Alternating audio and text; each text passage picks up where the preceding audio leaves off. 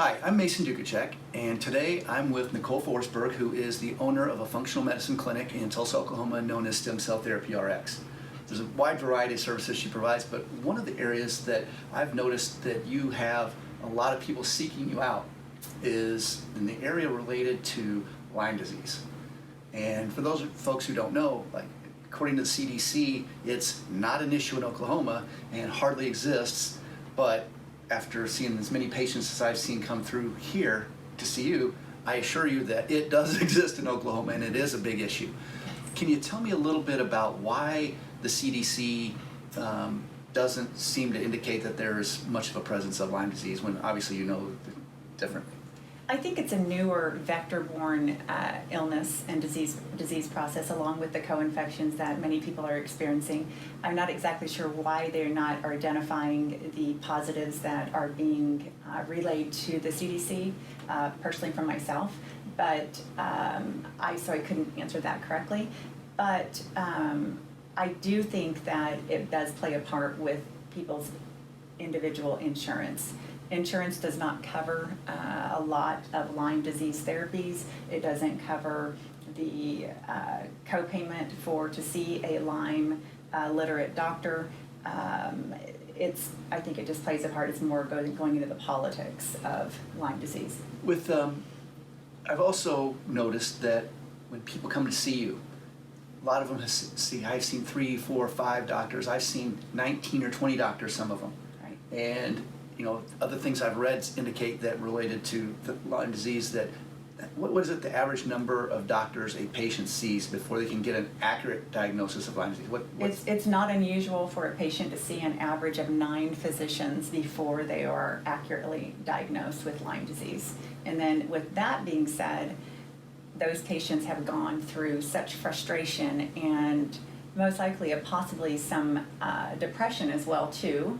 Anxiety can also play a big part, but they're frustrated, they're in pain, they don't know why, and patients have these medications placed upon them by other physicians saying that they're depressed or anxious, and so therefore they need to take these medications, and it's unfortunate that they have to deal with this to get an accurate diagnosis. Because I've seen your patients come in and they said things to me like, Mason, I feel terrible. My body aches, and all the symptoms they go through. And I go to my doctor or doctors, and they all say you're fine, nothing wrong. Mm-hmm. So what that indicates to me is an issue with the type of testing that's being given. Correct. What's been your experience with the type of testing that these people are getting versus the type of testing you do? What is the difference in how would you explain that? An average Lyme disease profile or Lyme disease lab test that the insurance does pay for is 90% false negative. So these patients that possibly may have Lyme disease are being told they don't. And I have found just an amazing lab called IGenix, and there's a few of them out in our nation that are great. They only take care of and diagnose Lyme disease and co-infections with Lyme disease. And I have had great results, and also it's unfortunate with the patients because insurance does not cover that. So what makes the testing from IGenix different than the testing that they're getting that isn't working paid for by their insurance? Obviously cost is going to be one of them, because I'm sure that the insurance companies are paying for the cheapest test they can. Correct. It's a cheaper test, but it's a test that our insurance covers, goes back to many years, that is not identifying the actual Lyme disease. So we are looking for a panel, looking for a blot of certain numbers that are pulled out in the Lyme disease for IgM and IgG for the immunoblot. And this particular company does a great job at diagnosing Lyme disease and getting it accurate. Can you tell me a little bit about co-infections? What are they and why are they relevant? Co-infections are bacterial or parasitic. They usually co-infect patients that have Lyme disease. Lyme disease allows the immune system to drop, and some of these co-infections, Babesia, Bartonella, Ehrlichia, Anaplasma tularemia, they can also infect along with that tick bite to the patient, and that can cause the side effects that the patient is having to even worsen. So you have to make sure that you're actually testing for the co-infections along with Lyme disease. If you only test for Lyme disease, then, and the patient's not getting better, you can bet that there's probably a co-infection along with it. So I always test for co-infections with my patients along if I'm looking for that particular illness. Okay. What types of symptoms do people that have Lyme, when someone comes into you and they talk to you and they think it might be Lyme before they have tested, what are typical complaints that you hear? Obviously they know they don't feel good and something's not right. The doctors are telling them they're fine, but they know their body and they know they're not fine. What kind of things do they tell you is wrong? Correct. So it varies from an individual. Some will have depression, some will have anxiety. The majority as generalized muscle pain, so myalgia, joint pain, neck pain, fatigue, chronic fatigue. They can have eyesight difficulties, they can have an arrhythmia. It just varies. They can have a rash. Only a low percentage of people will present with an erythema migraines, that bullseye rash that you see with the Lyme disease. It's a very lower percentage. So that's something I'm not even looking for. I'm looking for more the disease processes that go along with Lyme. I've heard people come in saying things like even like brain fog. Correct. And I also follow up with a more generalized lab panel as well too, to make sure I'm not missing anything when it comes to adrenal problems or thyroid conditions or hormones. So all of those work synergistically together, and Lyme disease has a great way of really causing a lot of those to lower and become deficient. Talk to me about the importance of finding a Lyme literate healthcare provider early on, because I've heard you talk in the past about the difference between chronic fatigue or chronic Lyme and acute. Can you talk about those different stages and why it's important to identify and treat Lyme quickly?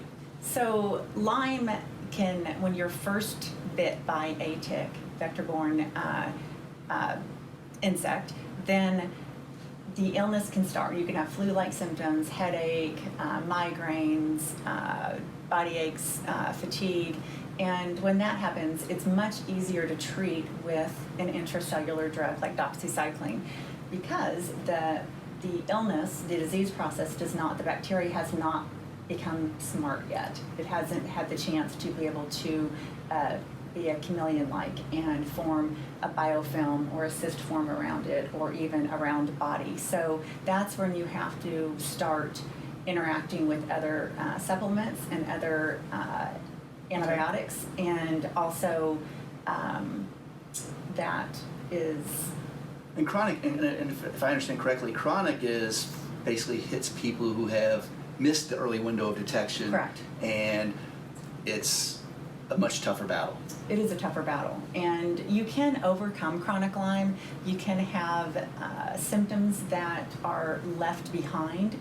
You can have a little bit of chronic fatigue, you can have joint pain, you can have arthritis that is unfortunately left behind from some of the Lyme illness. But it's a longer road, it's a longer pathway for the individual, but you can overcome it. It's just much more difficult. Obviously, you have people from all over the Midwest that travel here to see you specifically for your experience with Lyme disease. And for people that aren't within here in the Midwest that are seeking Lyme literate medical providers, what advice do you have? What questions should they be asking, or what should they be doing to help them identify whether or not the medical professional or they're talking to or doctor they're talking to is Lyme literate and capable of helping them? There is an organization called ILADS that will highly recommend a Lyme literate physician that has had a certain amount of experience, along with also belonging to this group. You have a lot more invested into you with the time that you spend with the patient, and also certain protocols that you use. It's not just the general medical society that we see like internal medicine or family care. With one of the things that you've shared with me in conversations that we've had offline is about how there's so many doctors and medical providers that are just absolutely unaware of Lyme disease because they're not taught about it in medical school. Correct. And in your particular case, how have you gone about acquiring your knowledge for Lyme disease identification and treatment? What is it that inspired you? What inspired me was myself. I was unfortunately misdiagnosed having chronic Symptoms? mixed connective disease. And I was treated by a rheumatologist. I was also seen by internal medicine. I was seen by orthopedic. I was seen by neurology. And for the same symptoms that these individuals that are coming to me that have Lyme disease, I was tested 3 times, false negative, asking the physician to test for me over the last 20 years. And unfortunately, 4 years ago, I was positive for a few co-infections along with positive with Lyme disease. Once I was treated, just wonderful. I have done wonderful with the protocol that I have was given and also received. And it was a battle, but patients can do that. And that is what holds special to me, is that patients need to know that. Because I mean, I've seen you take the initiative to, like, I'm always seeing you reading articles on it. I'm seeing you scour YouTube videos and read books on the topic. And obviously, you are going way beyond what they don't teach. I mean, and I've even seen, like, doctors from other areas calling you, asking for your advice based on this. What advice would you give to other doctors who are having people coming in asking for help and think it might be Lyme disease? 1, refer if you don't feel comfortable, which I do refer on certain patients to specialists that will benefit the patient. 2, step outside the box. I was not taught this 10 years ago when I was in the nurse practitioner program.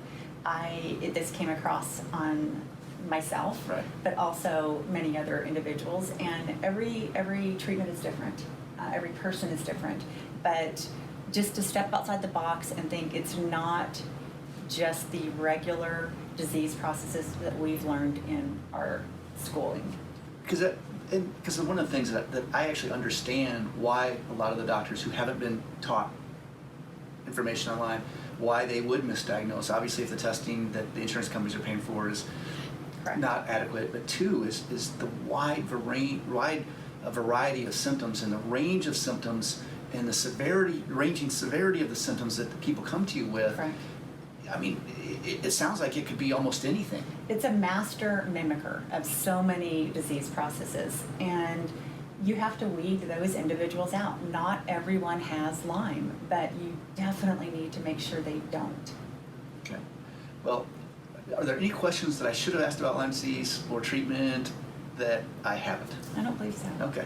Well, thanks for coming in and sharing your story on Lyme disease treatment, and I hope it's helpful to those who are watching, and whether they're people who think they may have it or have a friend or loved one that thinks they have it, or maybe you're a medical professional and you're getting questions from people who say that they're having issues and no one's been able to diagnose it accurately, that hopefully you now have a new resource that can be helpful to you.